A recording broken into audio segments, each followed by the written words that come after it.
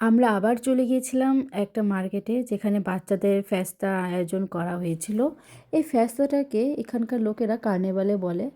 আমার কাছে জানি না কেন মনে হয় ফেস্তাটা যেমন খুশি তেমন সাজর যেমন হয়, যার যার মতন নিজের মতন সেজেগুজে আসা ঠিক তেমনই লাগে। জানি না কেন হয় এই ফেস্তাটা এখানে, আমি বলতে পারছি না। কিন্তু আমার কাছে এটা মনে হয় যেমন খুশি তেমন প্রতিযোগিতার মতন। কিন্তু এখানে কোনো প্রতিযোগিতা ছিল না, জাস্ট সেজেগুজে এসেছে আর যত খেলা এনজয় করা যায় সেটা করছে বাচ্চারা। আর বাচ্চাদের এটা বিশেষ দিন, কারণ বাচ্চারা এখানে অনেক আনন্দ করতে পারে আর এই দিনটাতে বাচ্চারা অনেক নোংরা করতে পারে। কারণ বাড়িতে তো নোংরা করতে দেবো না, কিন্তু জায়গা যখন পেয়েছি নোংরা করার তাহলে ছাড়বো কেন, ইচ্ছা মতো নোংরা করি, পরিষ্কার করার লোক তো আছেই। ঠিক সেই ভেবেই সবাই নোংরা করছে, মানে নোংরা তো নয়, আনন্দ করছে।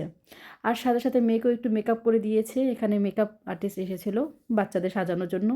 তো মেয়েকে সুন্দর একটা লুক দিয়েছে ওখান থেকে, খুব ভালো লাগছিলো দেখতে।